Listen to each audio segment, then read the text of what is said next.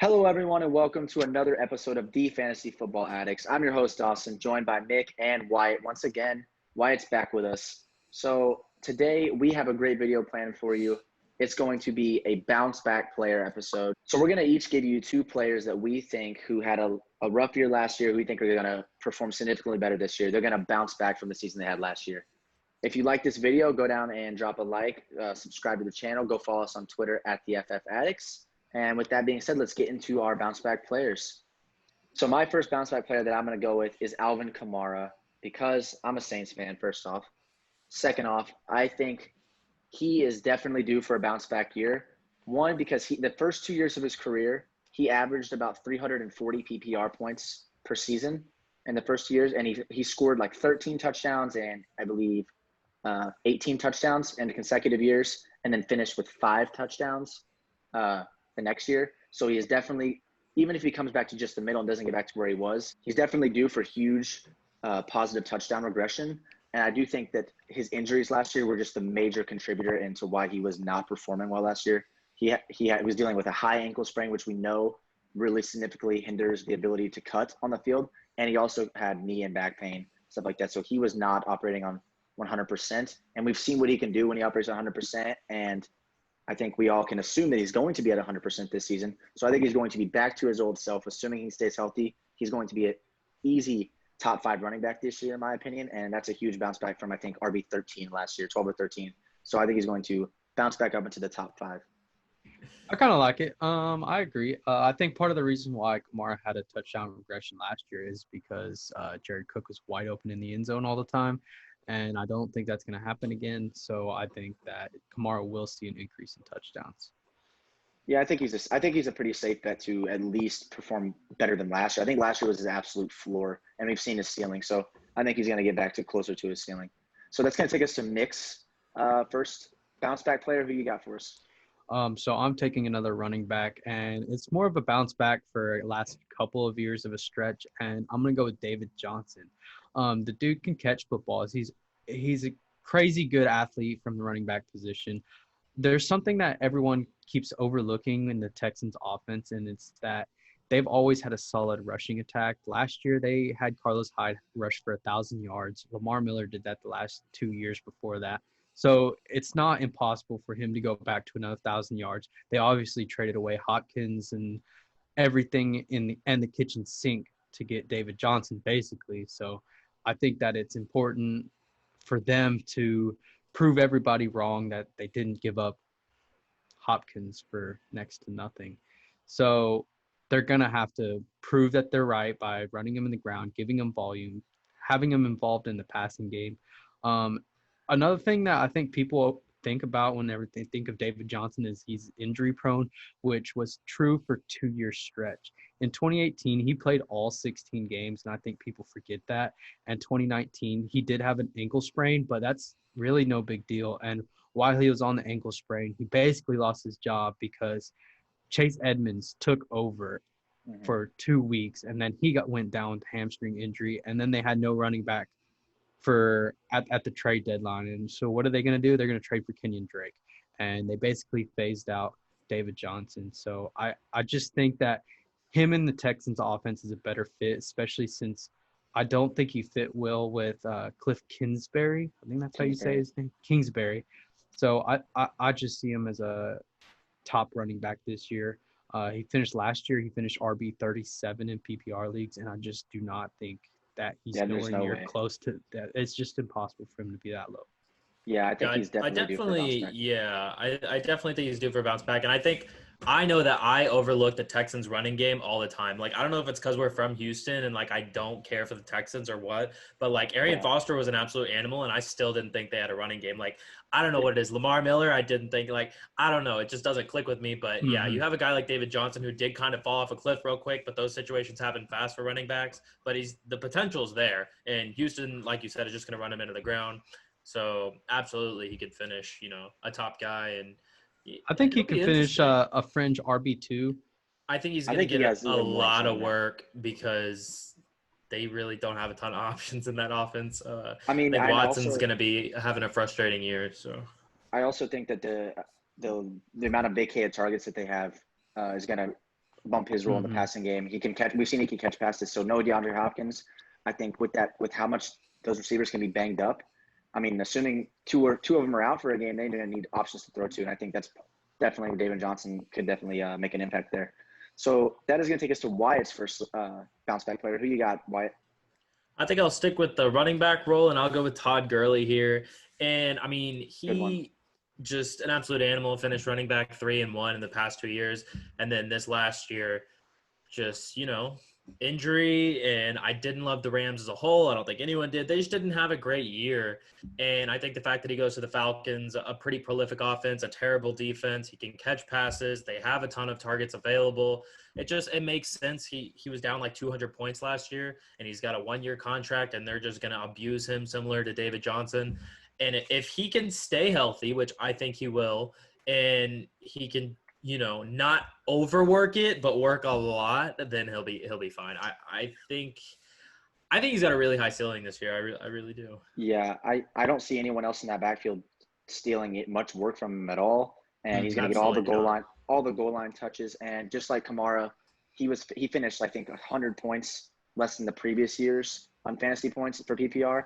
So I mean, even if he doesn't come back to full what he was, if he comes to halfway, that's still 50 more It was like points than he scored last 170 year. point drop off, 160, Yeah, 170 point. Yeah. yeah, that's even more than Kamara. I think Kamara was like 110. So like both of them, if they just come back to half of what they were, that's a 50, 60 point boost from last season, which is a clear bounce back. So it's going to take me to my guy. And once again, another running back. We've got a common theme here. And it's David Montgomery for the Bears. And I know it's kind of hard to have a bounce back for a second-year guy where he did bad in his rookie year. But I think his year was so bad last year. And I think we can attribute a lot of that to just how terrible the offense was. I don't think he was a bad running back per se. No, I think we can contribute that to how terrible Mitch Trubisky was. He Right, single-handedly just stopped that offense from doing right. anything relevant. He couldn't sustain a drive. He made it to where they couldn't get in scoring like goal line. I don't think he had very many goal line touches at all because they just weren't on the goal line very often. They just were a bad offense.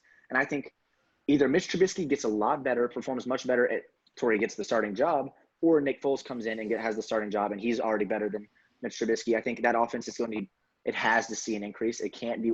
David Montgomery averaged like three yards a carry last year. I think that's his absolute floor. We've seen that he's a good running back in college. I think if he can get in a better offense, he will average more yards per carry. I think the fact that they just couldn't throw the ball, that he was dealing with 8 stacked boxes all the time, so they just couldn't run. But if they can get the passing game to improve just a little bit, he'll be able to run against less stacked boxes. And I think that the Bears they need to get rid of give up on the Tariq Cohen thing that they've been doing. Tariq Cohen actually is the pass catching specialist, right? He led the league for running backs in dropped passes last year. He doesn't catch the ball as well as everyone thinks. I know that's what everyone thinks, but that's just because that's all he does, really. But he still had 64 attempts on the ground and 79 catches. So that's 140 touches, and I think they're going to drop that off. I think they're going to incorporate David Montgomery even a little bit more into the passing game, just because we know he can do it. And I think that if they just Tariq Cohen was a very inefficient runner, averaging 3.3 yards a carry, and an inefficient pass catcher, averaging only 5 yards a catch. That is terrible for running. That's one of the lowest averages in the league. And so I think they need to be done with him. Let David Montgomery work into the passing game. And if these things line up for him like we think they will, he's due for a huge bounce back. And I think he can at least finish middle RB2, which is way better than what he finished last year, I think. Yeah, I think Cohen's one of those guys, kind of like a Deion Lewis, that doesn't really not great, but he's just kind of a pain. Like he's always there, just siphoning off points, and he's not really relevant to the offense. There's no real point. If he was like James White, maybe I would understand, where he's like contributing, catching a ton of passes, can also run. But yeah, if they can get rid of Cohen completely, David Montgomery's a great fantasy option. Yeah, and I don't even need them to be completely get rid of him. Just tone it back a little bit. Yeah. Give Montgomery 30 of his catches, and he's going to be better. But so, Mick, who do you got for your second bounce back player? So I'm actually not taking a running back this time, and I'm going with the Juju SmithSchuster. So one of the reasons why I think he's going to bounce back, it's probably the biggest reason, is Big Ben is back. Right. Duck Hodges and Mason Rudolph turned Juju SmithSchuster into Boo Boo SmithPooster. Like he was straight garbage with them. With Big Ben in his second season in the NFL, he had 1,400 yards. Yes, that was with AB, and no, he was not taking on the double teams like AB was. I don't think it matters that he is going to be taking on the double teams because I don't think it's going to be as effective this year because if they're spending all the time, if defense is spending all the time trying to cover Juju all day long, Deontay Johnson, like Dawson said a few times on this channel that he loves Deontay Johnson. I like Chase Claypool. So those guys are going to tear defenses apart if they spend all of their time on Juju Smith-Schuster because I think Juju Smith-Schuster is good, but I don't think he's somebody who requires 50 people guarding him like a Michael Thomas would. So I don't see defenses doing that to him. Building off that, I think that the addition of Chase Claypool, not only does it take the extra coverage away from Juju, it makes him have to cover both Deontay and Claypool and Juju. It makes it to where I think the rumors are that Claypool is going to go back to the outside and Deontay's going to be on the other outside. So it puts Juju back in the slot, which is where we saw him excel with AB. I think the slot is his best place. Yeah, so also Juju only played 12 games last year. He was dealing with some minor injuries, but that kept him out. It was just kind of like he was banged up all the time, and it wasn't nothing serious, but it was something that was just big enough to keep him out of games. Right. Last year he finished wide receiver 65 in PPR formats, and I just do not think that. I think he's easily a top 20 receiver. Like in talent wise and in fantasy production, especially with Big Ben back. I think the Big Ben thing is huge for him. I just don't see him finishing that low or even close to it. Yeah, he's definitely in for a bounce back. Wyatt, who do you got for your last one? I've talked about this offense a ton on these episodes, and I just have to go with it because, he's the GOAT, Tom Brady. I mean, he goes from a series of years in New England where he was screaming for help and nobody would listen. And similar to Aaron Rodgers' situation, you just can't get a solid receiver out there except Rodgers has Devontae Adams. So, but yeah, he's going to be in Tampa, and I think he's got the best passing weapons in the league. I mean, Godwin, I think, is Edelman 9.0 at this point. Edelman led the league in drops last year as Brady's go-to guy. Yeah. So Godwin's an absolute freak. Everyone knew he was going to break out. I just think he's going to continue to get better.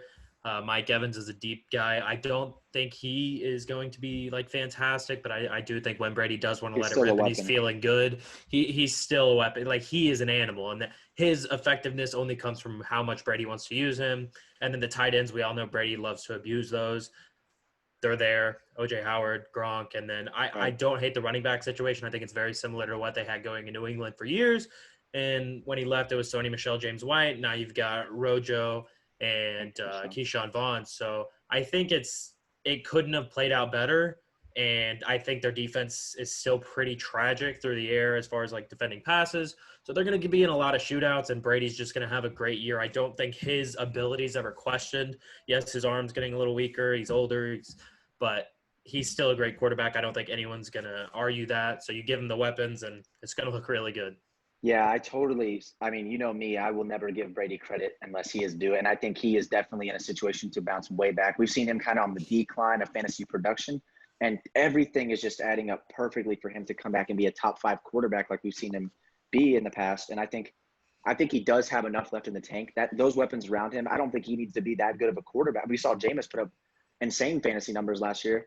And Brady is triple the quarterback Jameis is. And Jameis was throwing a pick every time he was going down the field. Right, yeah, right. So I think he still put up 30 touchdowns. Exactly, it's crazy. I think the potential for Brady. I think the fact that he's not going the first or second quarterback in redraft leagues, maybe third behind Mahomes and Lamar, is crazy. I definitely think in redraft he has huge potential. His ceiling is, and I think even his floor is high. He's going to be a very solid bounce back player this year. So that is going to do it for our bounce back player episode. I think this is an also very valuable video because these are the guys that people are kind of sleeping on, the Gurleys, the Jujus. They're falling back compared to last year. And I think these guys if they're in for a bounce back and we're correct on this, they're going to win you leagues because these guys are guys you can get at a discount for what we're projecting them to do. So if you like this video, if you got some value from it, which we hope you did, go leave a like, subscribe to the channel. Thank you so much for watching again. And that's going to do it for this episode of The Fantasy Football Addicts. Draft Glide.